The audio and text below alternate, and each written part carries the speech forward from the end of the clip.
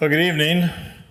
My name is David Kennedy, and on behalf of my colleagues, Rob Reach from the Department of Political Science and Jim Steyer from Common Sense Media, I want to welcome you all to this second class session of our continuing studies course on the 2016 election. Our purpose in putting this course together has been to engage students and Stanford community members in thoughtful discussion of the issues that will or should be prominent in this year's political campaigns and that will confront the next president. And arguably, none of those issues is more urgent than a cluster of concerns that affect our national security. So we live in a time of extraordinary challenges and uncertainties in the threat environment. As General Martin Dempsey, recently retired after 41 years of service, culminating as chairman of the Joint Chiefs of Staff, said in an interview in the most recent edition of Foreign Affairs, "It's the most dangerous period of my lifetime." So we're exceptionally fortunate this evening to have three guests who are especially well qualified to help us understand this moment. And to help us understand the logic of entitling tonight's class Existential Security Threats to the United States. So let me first introduce a man who actually needs little or no introduction to this audience, William Perry. Bill Perry is one of Stanford's own.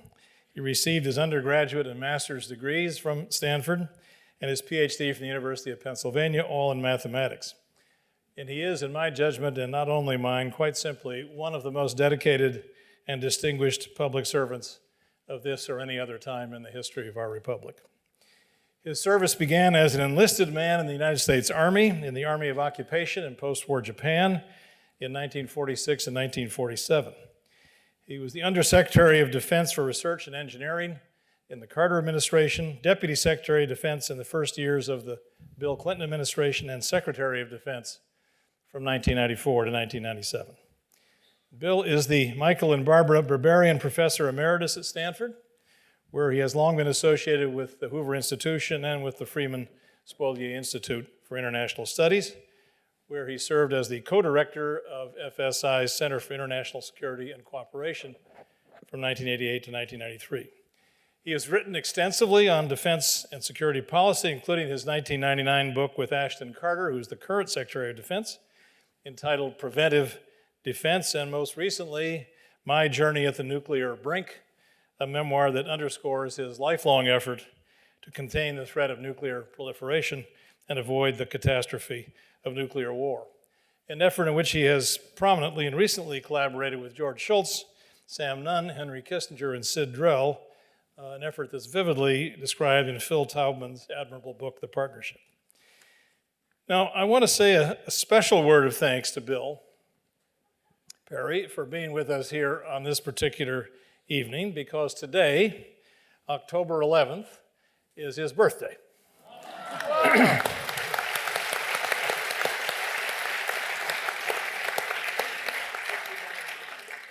Now, I'll leave it to you, or maybe to him, to tell or calculate what numeric value to assign to this particular birthday. But I can say this by way of a hint. If presidencies were equivalent to signs of the zodiac, then Bill Perry had the great karmic fortune to be born under the sign of Calvin Coolidge.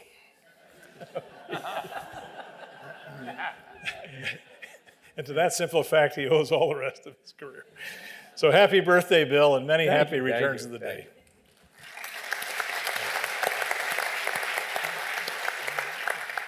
So our next guest is another public servant of uncommon distinction, but by Bill Perry's standards, still a promising young man, Admiral Gary Roughhead. Gary is a graduate of the United States Naval Academy, where he later served as commandant. He had nearly 40 years of service in the Navy, culminating in his appointment as Chief of Naval Operations, the senior-most position in the United States Navy, which he held from 2007 to 2011. And like Secretary Perry, Admiral Roughhead has brought the lessons and wisdom gleaned in his long naval career to Stanford, where he is the Robert and Marion Oster Distinguished Military Fellow at the Hoover Institution. I got acquainted with Gary in a grand strategy working group here at Stanford that was co-chaired, not merely incidentally, by our third guest this evening, Amy Zegart, where Gary made particularly cogent and forceful contributions about the ways that climate change and its attendant environmental effects are already generating security threats that are likely to become ever more urgent in the not distant future. And I believe we'll hear some more from Gary about that matter this evening. And that brings me to our third guest, whom I just mentioned, Amy Zegart.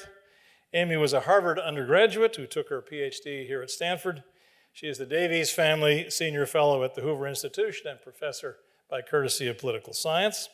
She not only ably chaired that working group that I just referred to, but she has found time to serve on the National Security Council staff in the Clinton administration and, a neat double parlay, as policy advisor to the Bush-Cheney presidential campaign in 2000. Her scholarly work and teaching address the structure and effectiveness of national security and intelligence organizations, including the CIA, the Joint Chiefs, and the National Security Council, which form the principal subjects of her book, Flawed by Design.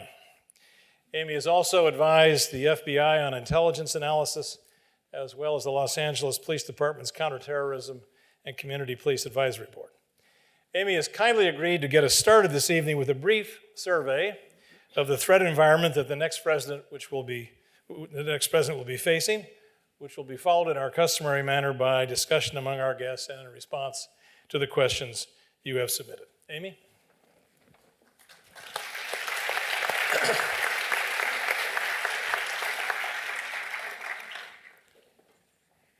Good evening, everyone. I want to thank you, David, for that wonderful introduction. I want to echo your happy birthday to Bill. It's a special kind of man who wants to talk about existential threats to the United States on his birthday. So David asked me to talk a little bit about if we would imagine the day after the inauguration, what would be in the president-elect's inbox. And I immediately thought about my friend Al Carnesale, who is a nuclear engineer and who was the Chancellor Emeritus, is the Chancellor Emeritus of UCLA. I've known Al a long time, and he doesn't have one inbox. For years, Al Carnesale has had on his desk 3 inboxes. One is labeled in, one is labeled out, and the third is labeled too hard. So what I want to do is start by talking about the too hard box, which will likely be overflowing for the next president, and then talk a little bit about what the priority list should be in the inbox. Now, every generation of foreign policy leaders thinks that it faces an unprecedented set of challenges in the world. But this time it's really true. David alluded to that in his opening remarks with the interview in Foreign Affairs of General Dempsey. The threat environment we confront today is more crowded, more uncertain, and the velocity of change is faster than anything foreign policy leaders have confronted in our nation's history. It's filled with rising states like China, declining states like Russia. I would argue Russia's a declining state. Weak states like Pakistan, failed states like Syria, rogue states like North Korea, non-state actors ranging from ISIS to the hacking group Anonymous, and global climate change, transnational threats. It's a very crowded threat environment. And it's changing fast. Just to give you one example of how fluid this environment is, if we think about ISIS, which has gotten a lot of headlines in recent years, in 2004, ISIS did not exist at all. Fast forward 10 years in 2014, ISIS controlled territory that is the equivalent of the distance between New York and Ohio. That is a big expanse of territory, even if you live here in California. Fast forward 2 more years, ISIS-controlled territory has shrunk by nearly 25%. So in just a relatively short period of time, we've gone from no ISIS to vast expanse of territorial control, now to a decline by nearly a quarter. This threat environment faces 2 unique challenges, and we talked about those 2 unique challenges in the Foreign Policy Working Group that I had the privilege of co-chairing here at Hoover, which brought Hoover scholars and other Stanford scholars together to look at the threat environment and what we can do about it. The first unique challenge is China's rise. If China's economic rise continues, and that's a big if, and we may talk a little bit more about that here tonight. If China's economic rise continues, China will displace the United States as the most powerful economy in the world, a position that we have held for 100 years. Right? And China is a developing country. Just to give you some sense, China's GDP per capita is half that of Greece. A developing country with incredible domestic stresses that will constrain in ways that are difficult to foretell what China wants to do on the international stage and what it can do on the international stage. So China's rise, unique challenge number one. Unique challenge number two is the fact that for the first time in history, the ability to wage massive disruption and destruction no longer rests in the hands of powerful countries. Thanks to the spread of connective technologies, small groups, non-state actors, and even lone individuals have the power to wage disproportionate destruction and disruption, reaching inside even the most powerful countries in the world. That is an unprecedented challenge. So we have uncertainty, we have velocity, we have complexity, and we have anxiety in this threat environment as well. Now, the United States is in many ways exceptionally secure today. We don't fear the threat of a country like we did with the Soviet Union during the Cold War. We don't fear even invasion as we did in the 19th century by the United Kingdom when, let's not forget, they burned the White House in Washington, D.C. And yet, we feel tremendous anxiety here at home in this election cycle, and there's tremendous anxiety in the world. It's reflected in the Brexit vote. It's reflected in the retreat of democracy in countries around the world. It's reflected in contests for influence, whether it's Russia in Europe, whether it's China in Asia, whether it's Iran in the Middle East, and it's reflected in this most unusual and dispiriting presidential campaign. So that's the threat environment in the too hard box. What's in the inbox? I'm going to suggest 5 major items in the inbox. The first is that the next president will have to spend the first 6 months recovering from the last 12 months. The next president has much healing to do, both at home and abroad. The next president will have to be the healer in chief, and that is no small order. Here at home, we have distrust of our election process, of our democratic government that is at all-time highs.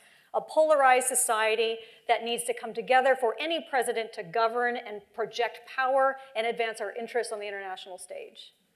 And abroad, we have a lot of repair work to do to reassure our allies and to warn our adversaries about what the United States stands for and who we stand with. That is no small challenge, no matter who wins in the next election. So that's inbox item number 1. Now, let me suggest the next 4 are a cluster of countries. I call them the Big Four. And I'm going to tell you what they are, and then I'll tell you why I selected them. Russia, China, Iran, and North Korea. Now, prognosticators and professors and pundits like to talk about hotspots and threat lists. But I think of these countries not as a list of countries, but as threat vectors. They are 4 countries where 4 very serious threat vectors all converge. Russia, China, Iran, North Korea. Threat vector number 1, nuclear risks. This is something that Bill Perry knows far more about than I do, and I learn from him every time I talk with him. All 4 of these countries pose distinct and destabilizing nuclear dangers. Russia and China modernizing their nuclear arsenals. Russia dropping its no first use policy. North Korea, of course, just testing its 5th nuclear weapons test, developing missile capabilities to try to be able to reach the continental United States. Iran with a nuclear program that is, at best, on hold, not rolled back. So we face grave nuclear risks from all 4 of these countries. Second threat vector, cyber dangers.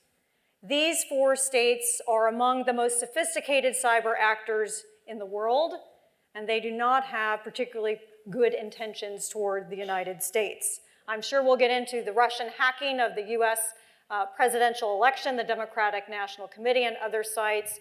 This is a warning shot of more to come. China has sophisticated capabilities, massive theft of intellectual property from American companies. Don't think of it just as theft of IP. Think of that as degrading the economic competitiveness of our country for a generation to come. And if you believe that the source of power in the world is in large part economic, this should be disturbing to you.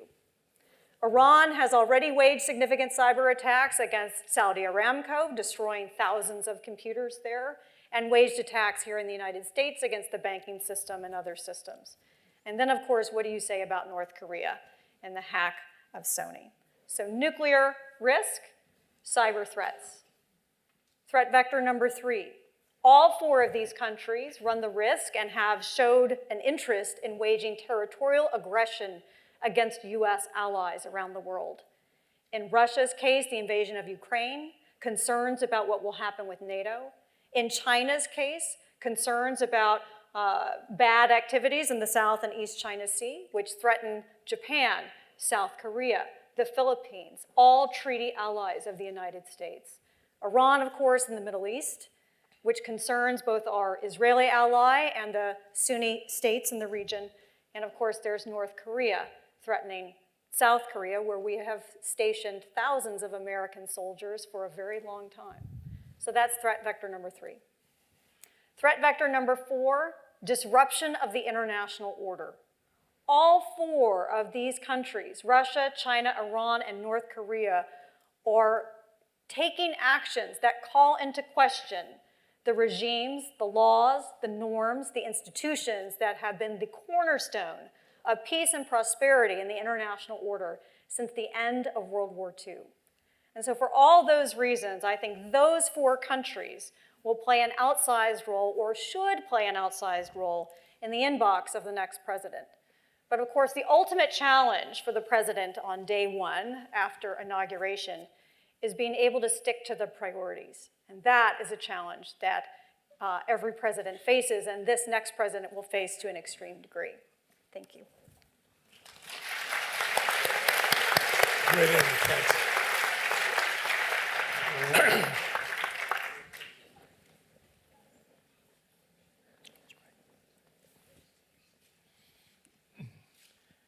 After Amy's brilliant tour of the horizon of security issues, I'm going to come down to focus sharply on just one security danger. To start off by saying that I believe that the likelihood of a nuclear catastrophe today is greater than it was during the Cold War. During the Cold War, we worried about a bolt out of the blue, a surprise strike. But in reality, the two real dangers we faced were the danger that we get into a nuclear war by miscalculation or by accident. The poster child for a nuclear war by miscalculation was the Cuban Missile Crisis, where most observers who look carefully in retrospect at that say there's a better than even chance that could have ended in a nuclear war that would have ended our civilization. I was involved at the time, deeply involved, and I can remember believing every day I went into my analysis center, I believed it would be my last day on Earth. But we got through that. Beyond that, though, all during the Cold War, there's a possibility of a nuclear war by accident. We had in the United States at least 3 false alarms to our warning system, one of which I was deeply involved in. Any one of which could have started a nuclear war by accident, by misreading our computers. When the Soviet Union collapsed, the Cold War ended, those 2 dangers went away. And now with the increasing hostilities between the United States and Russia, those dangers are now coming back, both of them. Beyond that, there are 2 dangers that did not exist during the Cold War. Nuclear terrorism, which I think is really the most likely way a nuclear catastrophe could happen. That is now facing us in a very serious way. And beyond that, a regional nuclear war. Again, a danger which did not exist during the Cold War. The poster child here is a nuclear war between Pakistan and India. And if you've been at all reading the newspapers in the last few weeks, you'd believe that's not an academic concern. Both of those nations have arsenals of over 100 nuclear weapons, and both of them have threatened to use them against the other country. In spite of those dangers, our policies and the policies of other nations simply do not recognize them, and we go blissfully ahead in our life as if the dangers did not exist. Both we and Russia are today rebuilding our Cold War nuclear arsenals. The United States, in fact, has a program which, if carried through to its full completion, will cost something like $1 trillion over the next 20 or 30 years. Russia has a program at least as large as ours. Beyond that, Russia is making threats about using those nuclear weapons to its neighbors in Europe. Just yesterday, they reported they were installing more Iskander missiles in Kaliningrad. These are short, medium-range missiles that could threaten all of the European countries and which are capable of carrying nuclear weapons. Why did they bother to do that? Why did they bother to announce that they were doing that? They've also, their head of media, who was appointed by President Putin, had made a wonderful statement that Russia is the only nation capable of turning the United States into radioactive ash. Now that happens to be a true statement. The question is, why in the world would he think it was important to say that? What was he hoping to accomplish? My life is really being dedicated today to trying to do everything I can to reduce those dangers. It gets to be a pretty lonely task sometime, I must tell you. Some of my time I spend in a small amount, really, as a political activist. Just a few weeks ago, I had an op-ed in the New York Times arguing that we should not rebuild our nuclear ICBM force, and giving the reasons why I believe that. Having said that, I must tell you I do not believe that op-ed will have any effect whatsoever, that we will go ahead and build our ICBM forces. So I don't spend much of my time in activism because I think the world, in particular our country, is not prepared for that. We simply don't understand the dangers enough to be able to formulate sensible policies to deal with them. So really I'm devoting most of my life to education. How can we educate society on these dangers? And since it's a long-term problem, I think, I'm focusing most of my attention on the younger generation, who know nothing about nuclear issues, really. Now, for years, I've been teaching classes on these issues here at Stanford and giving lectures on them. But that's doing it on the retail basis, a few hundred students at a time. What's really needed is a way of getting this message across to a mass audience. And you cannot do that lecturing at Stanford. You have to do it over the internet. So we have just created a MOOC. MOOC is a massive, open, online course, which just coincidentally just went online 5 days ago. A Stanford course on nuclear dangers. There are about 3,000 students signed up for that. I'm hoping to get in time tens of thousands of students taking these issues and understanding the issues and spreading the word. Beyond that, we're creating, beyond that MOOC, we have 4 more MOOCs in process. Stanford hopes to become a leader in that form of education, and we're going to be doing our part to help them become that leader. Beyond that, we're making little videos, 5-minute videos, which go on YouTube, where we hope to get, again, tens of thousands or hundreds of thousands of people. Each one dealing with a specific aspect. One of them dealing with the danger of nuclear terrorism, one dealing, which is already, by the way, online. You can go to your YouTube and call that up, and you can see it tonight if you'd like to see it, which describes and dramatizes a nuclear bomb set by a terror group in Washington, D.C., and the consequences of that, which are really beyond the imagination, I think, of probably anybody sitting in the room here. We try to bring it up to your imagination. So This is a serious, in my judgment, the serious and existential problem today. Two of those dangers would actually bring about the end of civilization. The other two, nuclear terrorism and regional nuclear war, would not end civilization, but it would create a catastrophe in this country, economic, social, and political, beyond which you can really imagine. So I urge you all to get yourself educated on this. Go to the YouTubes, see the videos. You can even sign up for the course if you want to.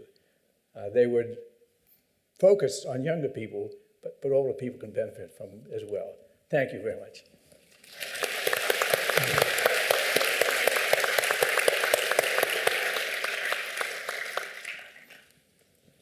Well, I'm not as spry as Bill, so I'm going to speak from my seat. But like Amy, I too had a colleague that had inboxes, but he only had two, the traditional in and out. The in was always stacked up very high, but at 4 o'clock on Friday afternoon, it was always empty. And it took me a couple of months to find out that around 3:30, he would take that inbox stack and put it in the internal mail to himself, and it would arrive back in the inbox on Monday morning. That's just kind of the Navy way of doing things, Amy. But the reason I mention that is that in our country, I would submit that many of our fellow citizens would like to mail the problems away. And unfortunately, our world is not that forgiving. And what comes back on Monday morning might not be what we sent out on Friday. And so I think this is a significant issue for the next president, to be able to take on how do we talk about, how do we gain better understanding of the challenges that we're going to face as we go forward. And Amy outlined a lot of areas of concern. And I think that also is another descriptor of the environment that we're going to be in. It is a multi-field game. We have, for the past few years, we've focused on ISIS. Then China will do something, and we focus on China, and then we'll focus on Russia. And that seems to be the topical issue of the day. But I think as we move forward, particularly in the information space in which we live in, and how quickly things move and how so much information is available, that we have to have this discussion and we have to talk about why these various areas are important, why the problems there have the potential to affect us. And by stepping back, it's not as if we're stepping away from the problem, it's just that we're stepping away from our ability to influence events in our favor. And so that to me is going to be some heavy lifting, because I think in general, this messy world in which we live in, people want to have it go away. And so from a security standpoint, and for someone who has been a practitioner in the Navy for the length of time that I served, we are going to have to be very agile, intellectually and militarily and diplomatically and economically. And we have to be able to think in terms of national security in all of those facets. And I would add in there technologically, and another pet area of mine is educationally. Bill talked about reaching out to the younger generation. How do we make sure that those coming along behind us really understand the dynamics in the world in which we live? From a military perspective, we tend to be captured by capability. And by capability, the new submarine, the new fighter airplane, the new missile, and that's all very important, because the technological edge that we have enjoyed over decades, really since the end of the Cold War, I could even say in the Cold War, we began to advance on that. That technological edge is beginning to shrink. And what we could rely on as the you know, the silver mace that solves the problem, that's going to become more difficult. Because of this broader area of interest and the many challenges that we're going to face, the other thing that we don't talk about a lot is capacity.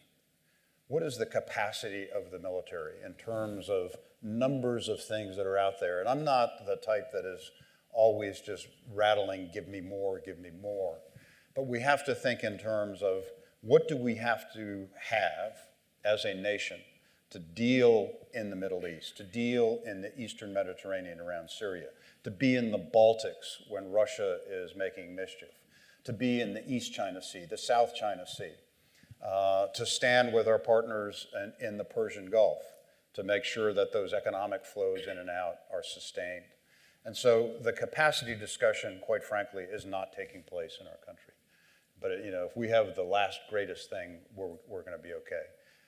That, in my mind, won't work. I think the other thing that we have to look at is how do we organize and how do we deal with problems in this information age in which we live, where the speed of events is transmitted around the world faster than our diplomatic and our political systems can respond. And we, quite frankly, haven't figured out how to do that yet. And as a result of that, you get whipsawed by the issue of the day, and you can't have that longer strategic look that is so very important. And so those are the things that I think the next president is going to have to deal with. On top of which, beyond the US, we have to be able to re-engage with our allies in particular, and shape our alliances for this new century in which we're going to live. Things are changing. China is challenging our alliance structure in the Western Pacific. Japan, as a nation, as a result of changes in its legislation, now is a different player in that alliance relationship. Australia is in tension between its security ties to the United States and its economic interests in China. India is emerging as a new partner, won't be an ally because of their non-aligned nature and how they wish to work in that particular area. And then look at what's happening in Europe. Europe is a different Europe than it was 18 months ago. Brexit, rise of the right, some of the referendums and elections that are going to be taking place, the massive refugee flows that are straining the social structures and political structures of Europe. All of these are changing the alliance relationships that are so important and add so much to our ability to shape events around the world, but they need to be thought through for the world in which we're going to live. I'm going to break a little bit, if I still have time, David, and talk about climate, which David highlighted. This has long been of interest to me because as I looked around the world, there were a couple of things that I thought were pretty good indicators as to where I thought our Navy would have to respond. If you look at demographics, it tells you where the strains are going to be, and you can look at the economies and how will populations deal with one another, and those can be an indicator of points of friction. But the other thing that is so apparent is that the planet on which we live is changing. We can get into discussions about, the causes and who is responsible for it. But I think it's important as we look to the future, particularly in the security dimension, what's really happening and what does it mean? There are a couple of things that I've paid particular attention to. One is the melting of the ice caps for a couple reasons. The Arctic, that ice cap is melting. There's a new ocean that's being created. Navy people get really excited when a new ocean appears on the planet, especially when you haven't seen one in over a millennia. It's really good.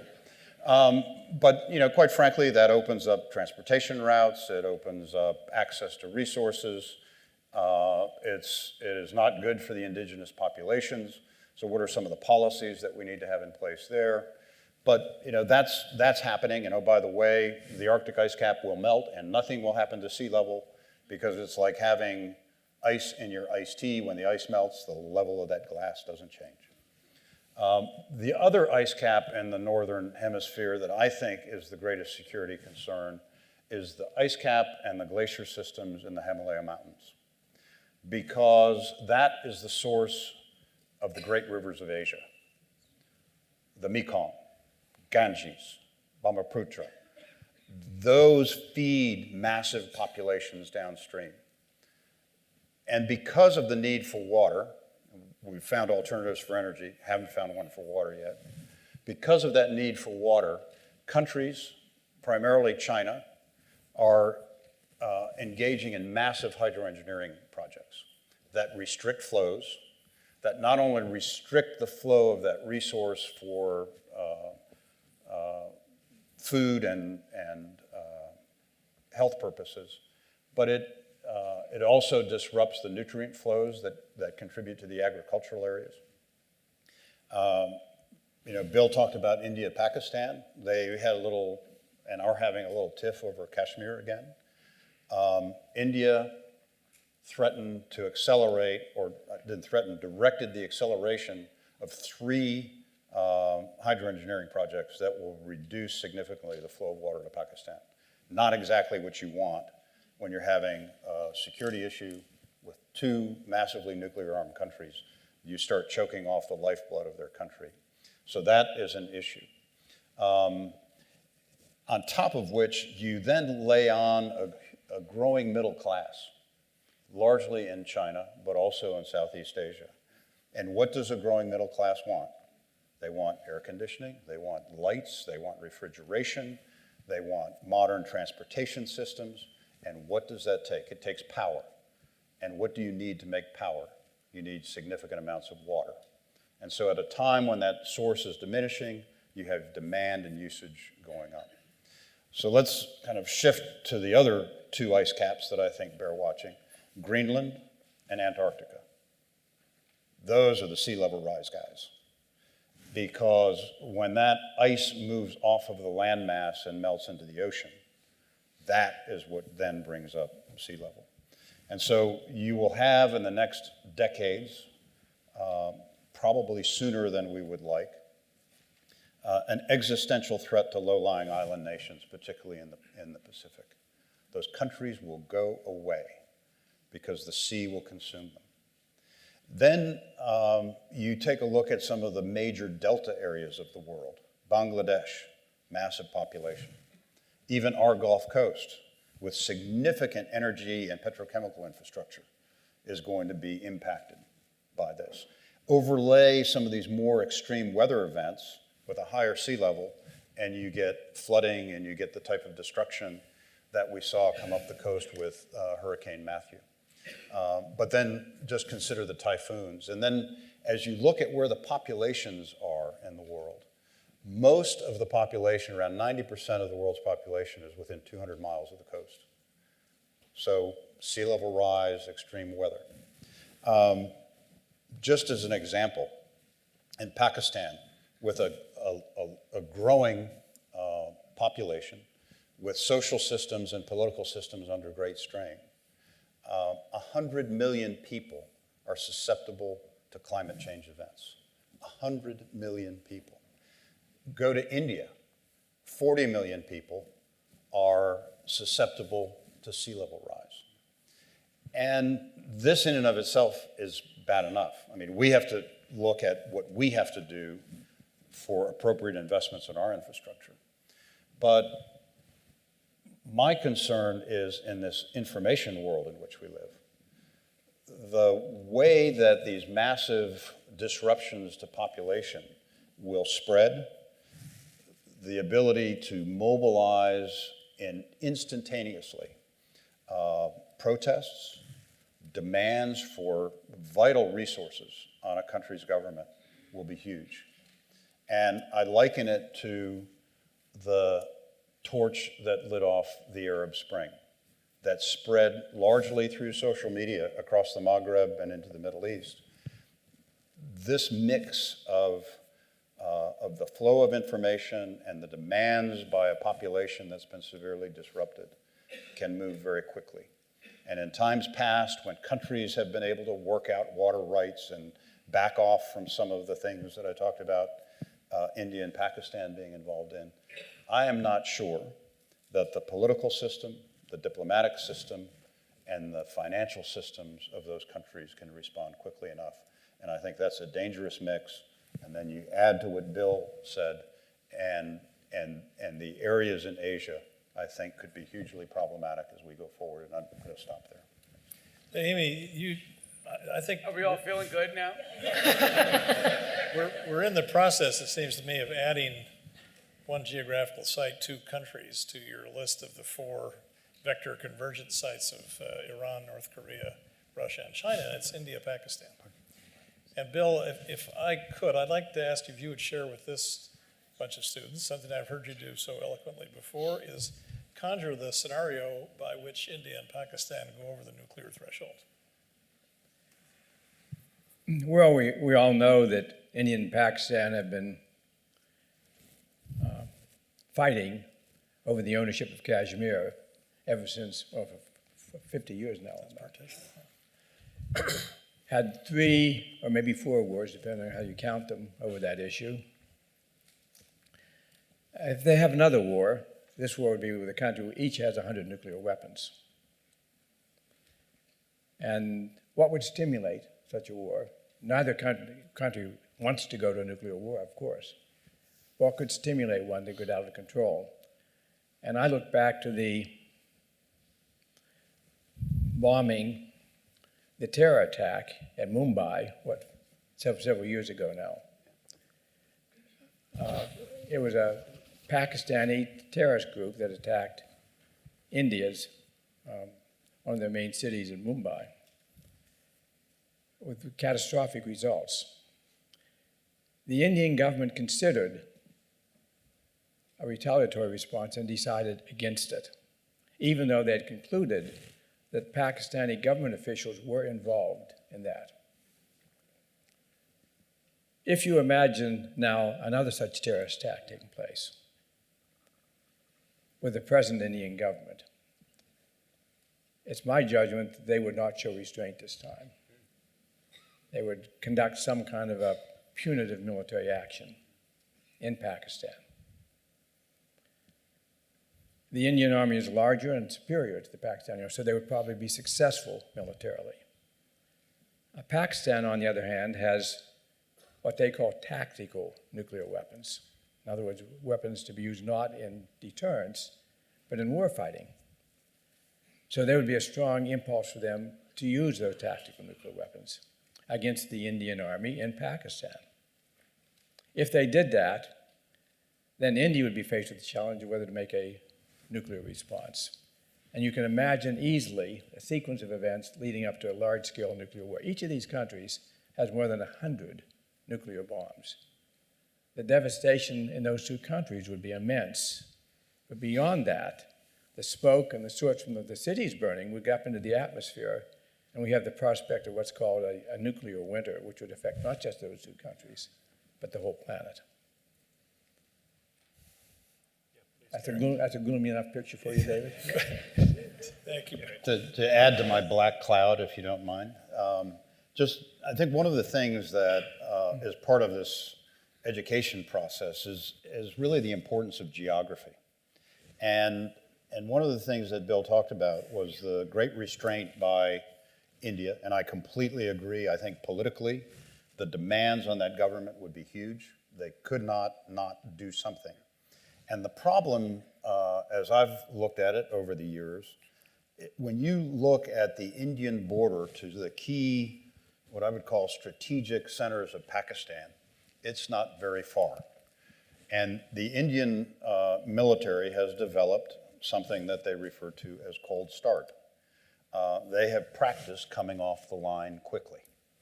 And because of the short distances that are involved to these valuable strategic areas, I really do think, to Bill's point, that Pakistan will feel that they don't have many choices if they want to blunt that attack. And that mix is what I think is one of the great risks in the region.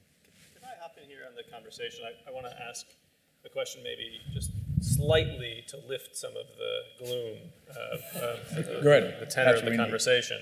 So Amy, you called attention in your opening remarks to non-state actors as one of the security threats on the horizon for the new president, for anyone now. In common political conversation these days, people often invoke the threat of ISIS to the United States. And President Obama has argued that ISIS is not a significant existential threat to the US, and so should be taken off the list of the things we're discussing here. Do you agree? I do. You did, however, bill this as existential threats to the United States, so people should be prepared for doom and gloom. But I'm prepared to give you a little bit of good news. So this is a minority viewpoint, I recognize. I do not believe that ISIS poses an existential threat. I share your concern, Bill, about nuclear terrorism. I look at that as a fissile materials problem more than a terrorism problem. Let me suggest why I think ISIS is not an existential threat and why, to your point, Gary, we spend too much time jumping from crisis du jour to crisis du jour at the expense of these longer-term strategic challenges.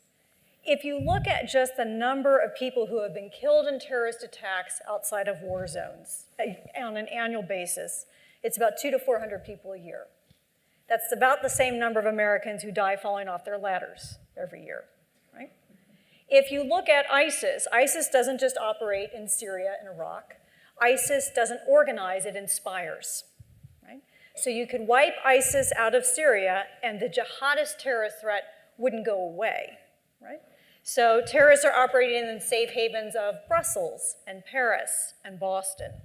And the most sort of difficult terrorist threat that we confront is the homegrown terrorist threat. Now, I don't want to trivialize that, and I've done a lot of work with the LA Police Department and others to think about how to best combat it. But it's not nearly in the same category of threats as a nuclear exchange between India and Pakistan, each with 100 nuclear weapons. So I think we tend to get sort of spun up about the fear of terrorist threats, which is, of course, what terrorists want. But the reality on the ground is that massive destruction at the hands of terrorists requires a nuclear weapon, and the best way to prevent that from happening is to control fissile material. So I want to ask you another question that goes back to your original thing, Amy, but to all the stuff you talked about. So I was sitting here worrying about the doom and gloom until I thought about the incredible quality of the presidential debate on Sunday night. And then, but in all seriousness, I think I talked to my good friend David Plouffe, who you all remember from Thursday night, and my good friend Steve Schmidt, who I think will come to our last class. And they have all said, it's over, okay? So I'm gonna posit from my position here that it is over on the presidential election and that a climate-denying gentleman will not win the presidency of the United States. And a former Secretary of State is extremely likely, however popular she may be with the American public and even members of the audience, to be the next president of the United States. But she's an experienced foreign policy person who you know well, Gary, who Bill, obviously you know very well. You said, Amy, in your opening remarks that the number one thing you raised our threat vectors included the recovery from the campaign that we've just gone through, including the debacle that was Sunday night. So my question is this: assuming, which I think is a fair assumption, 99%, that Hillary Clinton is the next president of the United States, what does she do and who does she do it with? You all know the players, to try to restore the U.S.'s ability to deal with these existential threats. Who goes first? I think you can all go 1, 2, 3. So, Gary, you're next to me, but then go down the line. Amy, to me, that's you raised the question. Take a That's what can we do about it, and what can the next president do about it? So what would you say, Gary? Well, I'm going to take a brief moment to talk about something that I think is important, that it does apply to this election, something that I feel very strongly about as a retired military officer. Yeah. And that is that I think one of the very bad things that has happened in this election is the involvement of senior retired military officers in a public way in the political campaigns and the political process. On either side. On both sides. Yeah. Both sides, there is equal sin. Yeah. And the reason I'm concerned about it is that I believe in a democratic society that the military must remain apolitical. It should not be identified as Democrat or Republican. And it's also important because when General so-and-so or Admiral, Frump gets up to, I said Frump, not Trump, gets up to talk about it, and on the radio you hear General so-and-so or Admiral so-and-so, how do people know that it's not someone currently serving in uniform? But I would also say that it's very unhealthy that bleeds down into the younger active ranks, that there's a political space to play in. On top of which, it destroys the confidence in the civilian leadership of the military, which is hugely important. And the doubts that may be fostered, is that a Republican admiral or is that a Democrat admiral? And I think this has been very bad. But to your question, we've had a very contentious campaign. But I think we have to accept the fact that within the electorate, there's a different mood.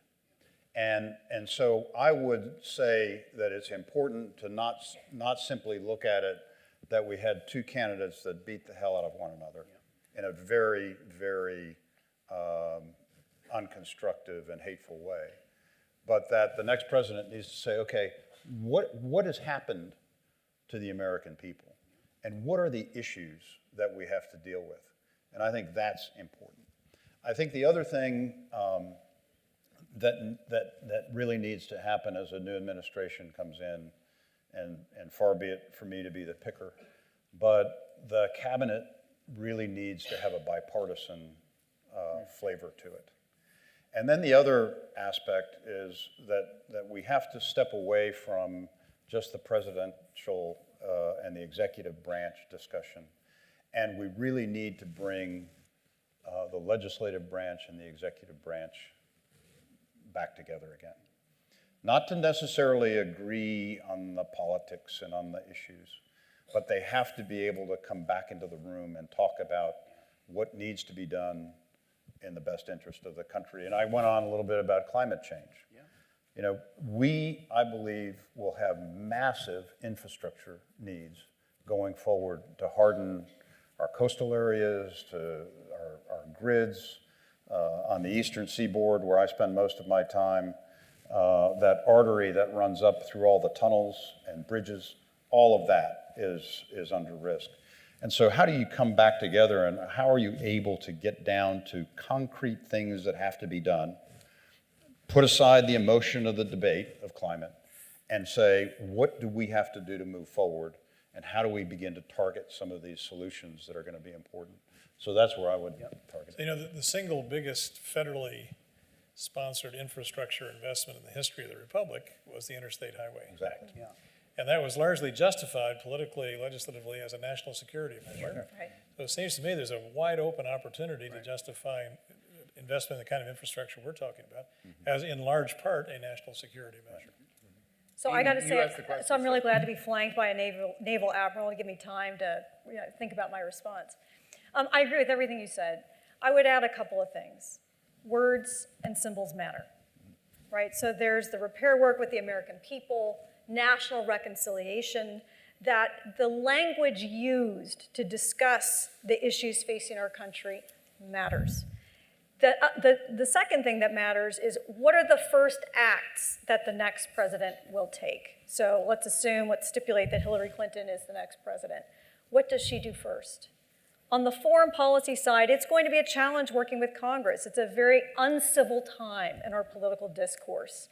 And we've seen that no matter what side of the aisle you stand on, our discourse has gone into the gutter. And so working with Congress will be a challenge with any president, Democrat or Republican, no matter what party control there is of the Senate or the House. It's going to be close. We know that, most likely in the Senate, and we don't know which way the House is going to go. So that's going to be an ongoing challenge. So what does she do first? Pick a foreign policy issue where there is pretty strong consensus, bipartisan consensus across a long period of time that something needs to be done. One candidate that springs to my mind that I know is near and dear to your heart is ratifying the UN Convention on the Law of the Sea. something that every presidential administration has thought is a good idea since the time of Ronald Reagan. And it's a very important international convention that would give the United States much greater standing in the South China Sea with contested claims over the Spratly Islands between China and a number of other countries, many of whom are US allies. I would pick that as a candidate for the type of issue that she should be very careful about picking to start with low-hanging fruit, get a quick win, show the American people you can get government back to work again. Let me start off by echoing Gary's comment about the generals and admirals. Yeah. But I say beyond that, when I was Secretary of Defense as a civilian, I tried to make every decision I made in not a bipartisan manner, but a non-partisan manner. My view was security should not be a partisan issue. It was hard to do, and I didn't always succeed, but that was my goal always. Secondly, on the question asked, one thing the president can and should do immediately was reaffirm the actions that President Obama has taken on the so-called Nuclear Security Summit. That's the one really powerful and constructive thing we've done, is trying to get better control worldwide of fissile material. Because if a terror group could get the fissile material, they could build a nuclear bomb. When I list nuclear terrorism as my #1 danger, that hinges strictly because I fear they'll be able to get a hold of the fissile material, the fuel for making a nuclear bomb. If they get the fuel, they can make the bomb. So that's one very constructive, had no partisan content to it at all, one very constructive thing the president could do right off the bat. The other thing is going to be much harder to do, because 2 of the 4 dangers I talked about involved a nuclear war with Russia. The hostilities we have with Russia today are just very, very dangerous. And each side calling the other named, each side threatening the other. And I would be inclined to agree with our president to think that Putin and Russia are the more to blame for this than the United States, but there's a little blame on both sides, I think. So the president could take a really powerful constructive action if he took a positive move, approaching Russia and try to see if we can reconcile the main issues which are driving us towards some kind of a brink right now. The last thing we need is any kind of a war with Russia, but the real danger of any kind of a military conflict with Russia is it could get escalated out of control to a nuclear war. And we're talking now about all of civilization, not just millions of deaths, but a whole civilization going. Can I just ask a follow-up on that, Bill? So you have the President of the United States basically now saying, or the government saying, they have tried to interfere in the election. Russia has. That's a big deal, guys. That is a big deal, okay? I do not recall in my young lifetime when that ever happened. So what happens? Do you, in the interests of longer-term global security, ignore that? Or do you do something about that? I'd be interested in what you think, Secretary Barry, but all of you. I think my advice to the president to do this is the most difficult thing that president can do. Because the issues today, any move reaching out to Russia will look like we're caving in. It looks like we're approving the actions they've taken with which we don't agree and which we think are really wrong. But somehow it has to be done. We have to rise above it. Even during the Cold War, we found a way of dealing with the Soviet Union on nuclear issues at least, even though we didn't agree on anything else they were doing. So we've had to find a way on nuclear issues to rise above the disagreements we have, the real disagreements we have with Russia, and come to an accommodation on those so we do not find ourselves sleepwalking into a nuclear catastrophe. But unfortunately, there's history dogs this like every issue. And it was Hillary Clinton who oversaw the failed reset issue with Russia. So she's lost credibility with the Russians, and I'm afraid, for reasons that go well beyond her own personality, with the American public and the Congress. So she's not particularly advantageously positioned to undertake this. Yeah, I would really hope that these issues were not discussed during the campaign, because it's just negative. Both sides feel they had to pile on, and Hillary feels she needs to double down on her negative view on Russia. And that doesn't help. Before Bill Clinton was elected, he made very, very negative comments on China. And the consequence of that was the first year he was in office, we had no relations with China at all. we finally got back on track there, and by the end of his first term and then his second term, they developed a very positive and constructive relationship. But what's said during the campaign can live with the president for a long time. Dave, if I could just jump in here on this cyber issue. We see two kind of extreme views. Yeah. One view is we don't want to risk escalation, particularly with Russia. And the other view is we need to call this an act of war. And both run, I think, some pretty serious risks here. The real challenge, one of the great challenges in the Pentagon that smart people have been grappling with for the past several years is, can you even deter in cyberspace? This is an unanswered question right now, and there are a number of reasons why that is. One is, as we've discussed, the adversary gets a vote. You respond, you don't know what their counter is going to be, and you don't know how it could spiral out of control. A second is that in cyberspace, unlike the physical world, many weapons are use it and lose it, right?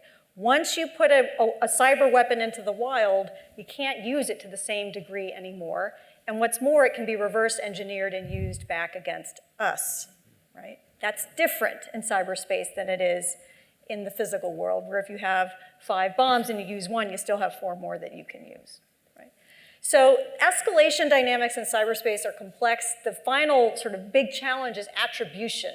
How do you know who's responsible? And it's not just attributing eventually, it's attributing quickly, right? I always say that parents are natural deterrence experts, right? If you tell your kids, I'm gonna punish you someday, right, if you do X, Y, and Z, they're not really going to believe you, right? You have to have the attribution of the culprit, the threat of punishment happen immediately for it to take effect.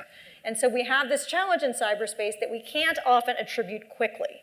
So I think a lot of the discussion has been, we need to have tit for tat. We need to deter by counterpunching, right? Whatever that may be, across domains, cyberspace, the Navy, on land, in the air.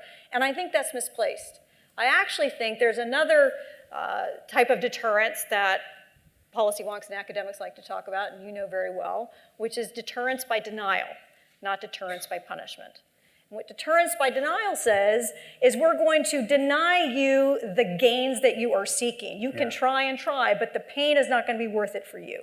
So with respect to Russian hacking of the election, a deterrence by a denial strategy doesn't mean you're never going to get through. It means it won't matter. Right? How can we build our resilience as a democratic society? Well, we make sure that we have voter-verified, auditable paper trails for all electronic voting systems in the country, starting with battleground states, which don't have them, by the way. Pennsylvania, Florida, Virginia don't have them in every district where there's online voting. Make it so that if an attack interferes with an election, it won't matter.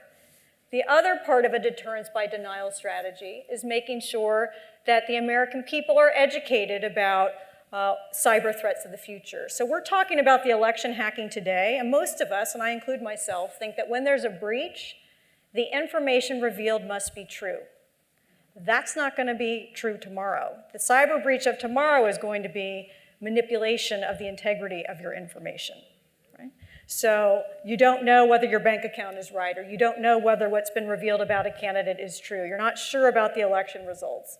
So we need to educate people to assume that breaches reveal information that may be false.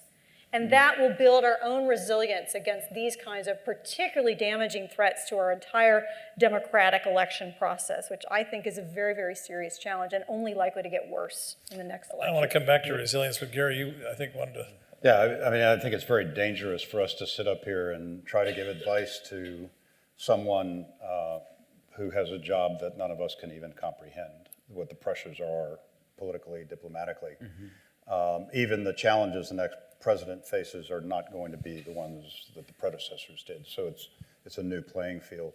But I think when I think about Russia and my sense to open with you hacked into our election systems, that's a bad starting point. Yeah.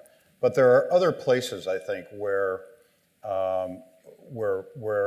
Russia and the U.S. have some aligned interest and also some potentially common partners.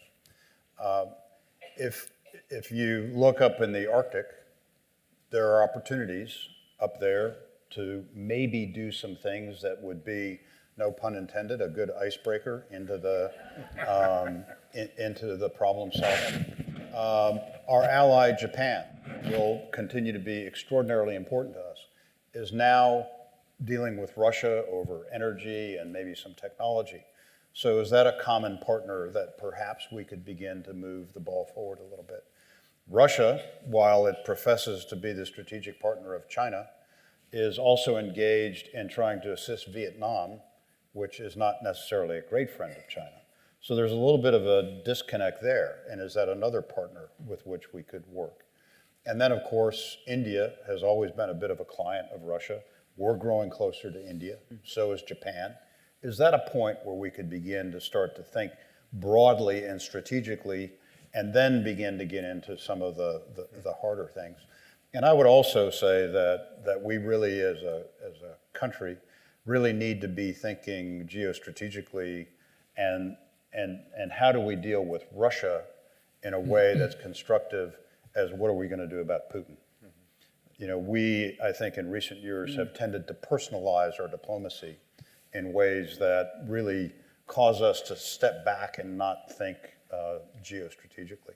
So those are just some very simple suggestions to someone who has a job harder than I can imagine. Can I come back?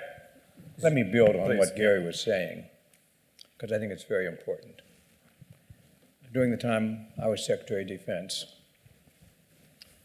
we had something called the Bosnian War.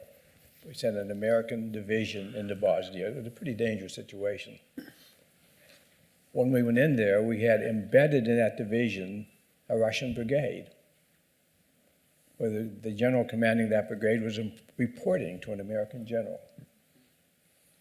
Beyond that, we cooperated with the Russians in dismantling 4,000 nuclear weapons in the former Soviet Union. Worked hand in glove with them. It can be done if both countries recognize how important it is to cooperate on certain missions. And it can be done even though we disagree with them and are opposing them in other areas besides the one we're cooperating in. But to do that, we have to depersonalize the relationship. It's become hugely personalized between Obama and Putin now. It's in danger of becoming hugely personalized between Hillary Clinton and Putin. Yeah. And somehow my main advice to Hillary, were she to become president, would be you've got to depersonalize this and look at objectively what we have to do, the United States and Russia, not Hillary and Vladimir. I'd like to come back to the issue of cyber attacks and cyber threats. So we put on the table for discussion two distinct kinds of existential threats. The first is nuclear warfare, and the second is climate change. And I want to ask whether cyber attacks or cyber threats should represent a third separate category of an existential threat. So there's a sequence which we were spelling out just now in which some type of cyber attack would lead to rising tensions, which might eventually trigger a chain of events that yield open warfare, perhaps with nuclear weapons involved. And the cyber attack is just a triggering mechanism for that. But are there cyber threats to worry about that themselves, absent nuclear weapons being involved in open hostility, represent existential threats themselves, either because they interfere with the integrity of an election or some other mechanism? I don't view them in the same category as an existential threat like a nuclear exchange or even ultimately global climate change. But I think we tend to analytically to categorize cyber threats as this separate category of things that happens on our computers and through digital networks. And analytically that's satisfying, but from a policy perspective, it actually complicates matters a great deal. Because the reality is what we're seeing is, in particular, our adversaries look at these as all sort of gray zone activities of weaponizing information, weaponizing penetration of our networks in a variety of ways below the threshold of war or in connection with crisis hostilities. So, for example, I worry a great deal about a cyber attack that disables our military systems at a moment of crisis. So we may not be sure whether we have the kind of command and control over certain weapons platforms that we think we do. The uncertainty itself would exacerbate the escalation spiral in a crisis. Or I worry about massive disruption to our society at the same time that there is a moment of crisis. So it's not cyber as a standalone category, it's cyber nefarious activity in conjunction with activity in the physical and political worlds that magnifies these other dangers. Can I just ask you to stick with that general subject for a moment, all three of you actually, but I'm going to address the question first to you, Anne. Where are the points, in your judgment, of greatest vulnerability or least resilience in those dimensions of our society that are dependent on the whole cyber network? I can think of several candidates. We've talked about one already, the integrity of our electoral procedures would be one. Command and control procedures in the military, another very important one. Telecommunications would be another one. More generally, the financial system would be one. My candidate, just to give you something to argue with, would be the energy system. Energy, yeah. Because energy underlies telecommunications, it underlies transportation, and so on and so forth. We have in this country 3 grids, coast to coast. There's the eastern grid, the western grid, and believe it or not, the Texas grid. They have their own separate grid. But all those grids have various degrees of vulnerability and resilience. It's my understanding, I'm willing to stand corrected if I got this wrong, but it's my understanding that the western grid is the least resilient and the most vulnerable, and that could be disrupted at its core by a cyber attack that could leave the 17 western states paralyzed for maybe months on end. So I just put it to you as the three of you, what would be your list of the most vulnerable cyber sites for cyber attack? If you were plotting a cyber attack against the United States, where would you want to target? I can envision a cyber attack which would disable some part of our infrastructure and cause very serious economic damage. And we should be taking every measure we can to reduce the vulnerability of these nets to that kind of damage.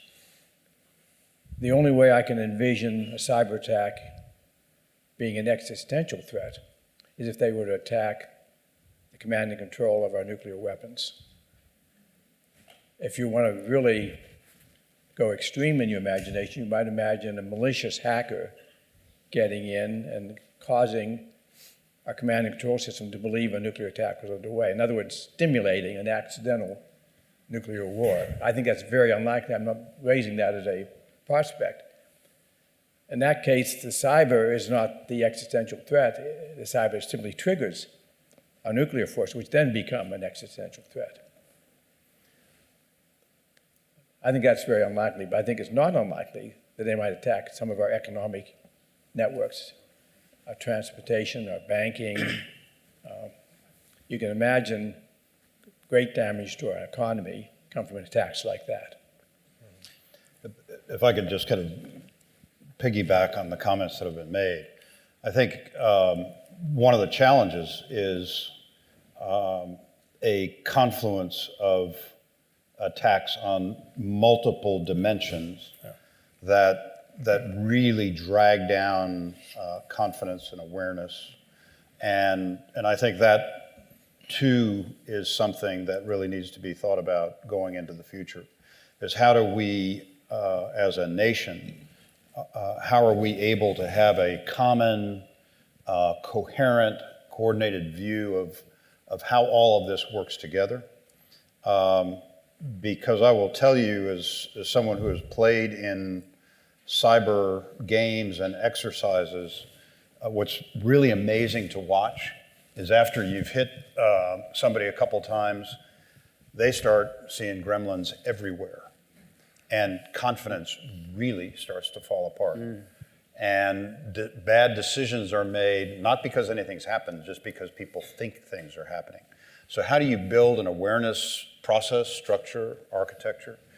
And the great challenge that we have going forward is, where do you get the human capital that can feed all of these different dimensions of our society? Energy, financial, military, transportation. Where do you get the people? How do you keep them current? How do the various sectors in our society compete for that talent?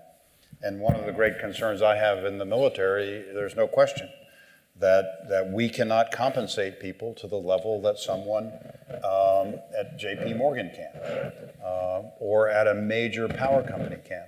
And so how nationally do we look at this human resource How is it organized? How are people compensated? How can we draw from one another to contribute to this more coherent picture? So who's the they? Who's going to do this to us? What? This kind of cyber, I mean, the multifaceted, concerted cyber attack. Who do you think out there could conceivably do that in the next decade? Well, the leading candidates would be China and Russia. So you think major countries like China and Russia would consider that? Well, I think what we're looking at now is, as I said, the below threshold kinds of attacks. What we're seeing, I think, in the broader landscape is contests for influence. Right? So China builds up artificial islands in the South China Sea. What are we going to do about it? They build a little bit more. What are we going to do about it? We establish freedom of navigation. They build up even more. We see Russia, testing boundaries. Go into Crimea, go into Ukraine. What are we going to do about it? Probing websites. What are we going to do about it? So this is all part of a new area of conflict that we don't really have our arms around. I want to echo what you said about talent and talk about a couple of points on that. One is that this is an ideas challenge, right? At the dawn of the Cold War, scientists, physicists, and social scientists got together and came up with the ideas that we've been talking about tonight about deterrence theory, how to prevent escalation, how to avoid nuclear accidents. It took much less time to develop the bomb than it did to develop the ideas that kept the Cold War cold. I think we face the same challenge with cyber today, that the threats are moving very quickly and we don't have the conceptual underpinnings to help us make sense of this emerging world. And so the challenge today, back to talent, is to again work across disciplinary areas, from computer science and engineering, economics, political science, psychology, and law, to be able to develop the new concepts to help us keep cyber conflict from going out of control. And here at Stanford, we're spending a lot of time working through these issues.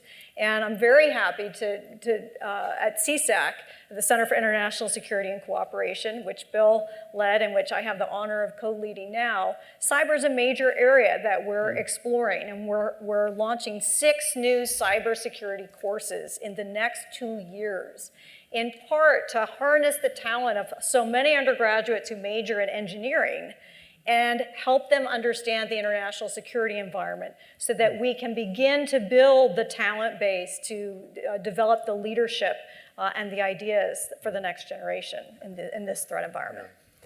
Let me hop in here one more time and ask, so we've got at least 3 candidates of types of very deep threats, existential threats on the table, whether or not cyber counts separately or not, climate change, nuclear weaponry, cyber. When people sometimes discuss not existential threats to the United States, but existential threats to humanity as such, leaving aside national borders, people often will add a few other possibilities to the list. And so I just want to test them out and see if they register with you at all. Artificial intelligence, which goes malevolent, so malevolent AI, a particular concern in Silicon Valley. How about biosecurity in a way that anthrax attacks or bioengineered pandemics could be launched as particular types of weapons that aren't nuclear.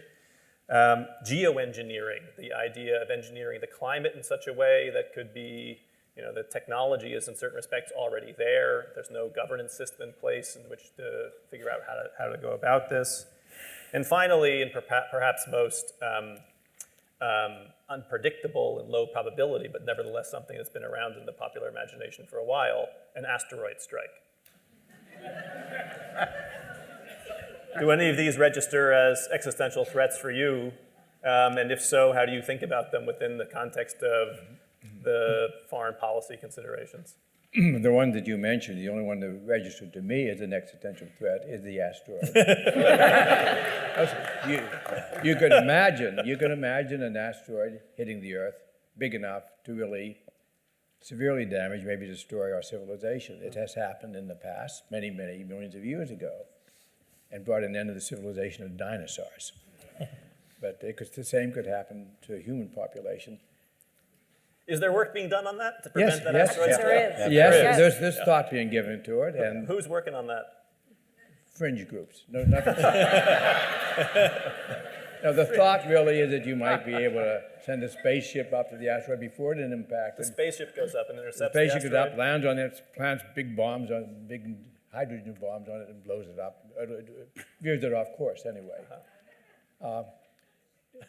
If we had enough warning, probably you could mount something like that. Who's funding that? Nobody. Nobody. Elon Musk. All right, yeah, Elon Musk, right? All right, so asteroid strikes, that's the only one that registers for you. For me, yeah. Any of the other ones, geoengineering, malevolent AI, biopandemics? So my co-director at CSEC is an infectious diseases specialist, so he would give you a different answer than I would give you. He's quite worried about the threat of global pandemic. Yep.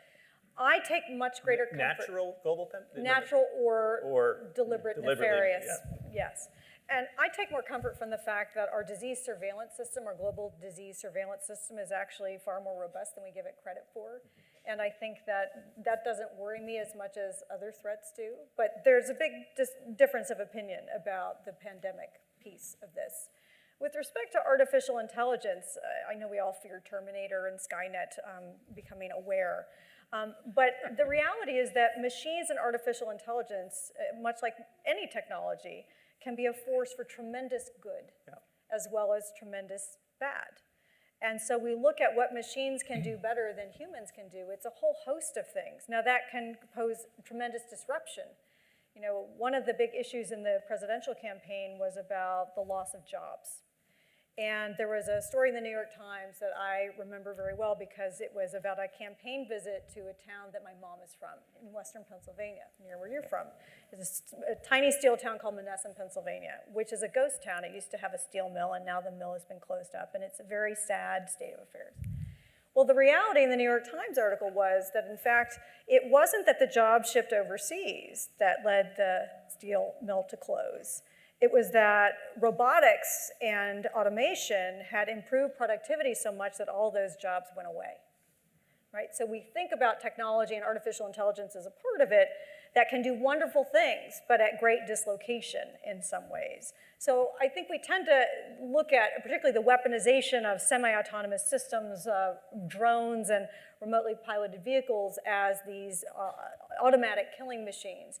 But the reality is that they can really augment our warfighting capabilities in a way that can spare human lives, both on our side and of non-combatants that we're trying to protect on the ground. Yeah. And I would just add to that, and relative to my comments just a moment ago, I think that this national view resourcing architecture of this information space, cyberspace we live in, if you do that, then you can begin to positively factor in the AI, be able to think through what the protections are against that. So I think that, again, much the same as we mounted efforts in the Cold War, and I'm not weaponizing this space at all. I'm just saying that we need the national leadership to say, look, this affects all of us in so many dimensions of our lives, and how do we as a nation be in the forefront, as we've done so many times throughout our history. With regard to pandemics, in a way, they probably more than anything in my experience have brought countries together in fighting them. And I think that it has been enhanced now by the way that we can move information around, where we can sample more remotely, and then connect in ways and pass information in ways and control population flows in ways that we have not been able to do. So I think, as bad as they are and as dangerous as they are, they tend to unite in positive ways, and the collaboration and cooperation in that area is probably the highest there that I've ever seen. You know, this discussion is making me think of a book that I read a few years ago that I'm sure is known to all of you, by Rupert Smith, a retired British general, called The Utility of Force. And it was an argument about how modern day militaries, especially British and US, were they were not appropriately sized and trained for the mission of counterinsurgency warfare. It was a long treatise on the old maxim about how generals fight the last war. Right. But the book comes to mind in this discussion because implicitly, sometimes explicitly, in the course of the last 90 minutes, we've really been talking about how the definition of national security is very different than it was even a generation ago. We brought dimensions into this that with cyber and climate and so on that just weren't part of the discussion a generation ago. Now, historically, the frontline institution that's been responsible for national security is the military. And I think this is implicit, Gary, especially what you were saying, is the military today is not properly, given the constellation of elements that make up our definition of national security, the military is no longer configured. Its architecture, its design principles aren't particularly well aligned with the range and the nature of the threats we face. I would just take a little bit of an exception to that. And I would say our government is not configured to do that. What has happened with the military is we have kind of been the 911 force that have been called in to do many, many things for which other institutions of government are perhaps better suited. I did the tsunami relief in 2004 when I was in the Pacific. That was a mission for which the military is not designed. But in 30 days, we completely reversed the attitude of an entire country toward the United States because of what the military did. It was a standing start. I often joked with my Chinese friends, the first ship to sail in relief sailed from China. It was the Abraham Lincoln that was in Hong Kong at the time. So from a standing start, we went ahead and did that. At the same time, USAID didn't have the resources to be able to do a lot of the follow-up and the NGO work. So again, I come back to this, and this is where the next president may want to take a look and say, how are we organized? How are we resourced? What agencies within our government or non-governmental organizations, how do we design ourselves for the future? The military is clearly a piece of it, and I get that. And I also would submit that sometimes our thinking has been in the rearview mirror. But at the same time, it really is the US military that often gets the call to go forward. In Afghanistan, reconstruction teams in each of the provinces, led by the military. Is that the right model? I would submit no. Our people did a magnificent job. But is that USAID or is that the US military? So I think we have to kind of look more broadly to this new century that we're going to be in, the many challenges, and say, as a country, how do we prepare for this? And oh, by the way, is there an element of national service associated to all of this? Okay? So I think we have to open our aperture, bigger picture on national security, many facets, different format, different approach. Can I do a last follow-up, because I know we're running out of time, but I thought this is where you were going to go with this, David. It's that I think both Amy and Bill said, and you did too, Gary, education is the key. I thought you might go to the role of universities and education and all that. Why do you say that education, you ended up saying education is the key to all this. What do you mean by that, briefly? Well, I believe that both of the existential dangers we've talked about tonight, a nuclear war and a dramatic climate change, are preventable. And while they're not preventable for zero cost, the cost of preventing them is far, far less than the cost of suffering them. And so if that's true, then clearly we should be doing it. And the reason we're not doing it is because we don't understand that. That's why I think education is so important. And I would also say, particularly, at least on some of the issues that we talked about, cyber and domain awareness and what have you, the worn-out term is STEM, but we really need to get into our educational system at a very young age and really have the rigor in the programs that develop the skills for young people to move into these positions of leadership and influence where they understand what's going on, not just that they've heard about it, but that they understand and have a natural inquisitiveness about solving tomorrow's problems. And that only can happen through education, and it has to start early. And it's, I think, you want to talk about existential threats? An uneducated population about the world around them is an existential threat. So if I'm not mistaken, both diplomatic and military protocols, not to mention the even more urgent protocol of birthday honoring, gives you the right for the last word, Bill. You get the last word. And the last word, I'll just repeat what I said before. We face very great problems that could cause great disasters, existential disasters, but they are preventable. And we should be doing everything we can to prevent them. Instead of wringing our hands and worrying about them, take the actions, get off our seats and take some actions to prevent them from happening. Thank you. Thanks to all of you. See you next week. Thank you. Enjoyed it.